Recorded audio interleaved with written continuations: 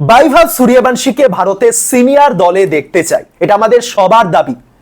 পরবর্তী টি-20 সিরিজ যেটা আমরা আয়ারল্যান্ডের বিপক্ষে খেলবো, সেই সিরিজের স্কোয়াডে যেন বৈভবকে রাখা হয়।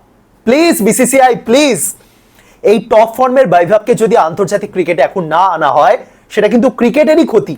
হ্যাঁ জানি বৈভবের এখনো অনেক কিছু শেখার বাকি আছে, এখনো অনেক ঘষা মাজা দরকার, ফিটনেস নিয়ে খাটতে হবে, ধৈর্য ধরা শিখতে হবে। কিন্তু এই টপ ফর্মের বৈভব যদি ইন্টারন্যাশনাল ক্রিকেটে না আসে, তাহলে ক্রিকেট বিশ্ব একটা বিস্ময় বালককে দেখা থেকে বঞ্চিত হবে। অতীতে আমি অনেকবার বলেছিলাম যে একটু ধৈর্য ধরা হোক, এখনই আন্তর্জাতিক ক্রিকেটে আনার দরকার নেই। কিন্তু এই বৈভব যা খেলছে, আন্তর্জাতিক ক্রিকেটে খেলা সে সবচেয়ে বেশি ডিজার্ভ করে এই মুহূর্তে।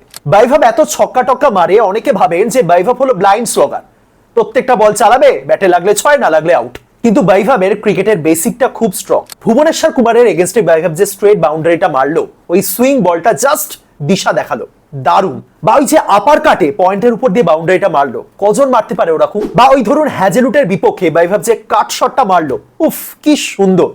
বা ওই কভার ড্রাইভটা একেবারে পারফেক্ট প্লেসমেন্ট, বল বেরিয়ে গেল বাউন্ডারির বাইরে। বৈভব পাওয়ার জেনারেট করে যতটা দারুণ ছক্কা মারতে পারে, ততটাই ভালো দৃষ্টিনন্দন বাউন্ডারিও কিন্তু মারতে পারে।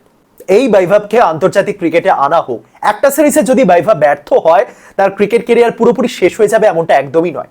তাকে ঘষা মাজা করে আবারও কিন্তু এর থেকেও ভয়ঙ্কর রূপে ফেরত আনা যেতে পারে। বৈভবকে একটা সুযোগ দেওয়া হোক।